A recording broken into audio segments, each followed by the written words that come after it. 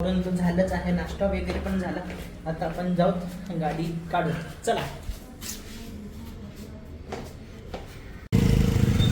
मित्रांनो, आपण kilometre set करूया. आपलं किती किलोमीटर होते जाऊन येऊन.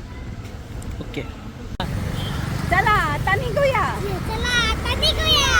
चला आता निघूया. मित्रांनो, आपण झापूरजाला आलेलो आहे. इथं तुम्हाला दिसत नस बहुतेक, तिथं बोर्ड आहे. इथं आपली गाडी पार्क केली आहे. ते तिथं तिकीट काढतात. मित्रांनो, आता आम्ही इथं नाश्ता करायला बसलोय.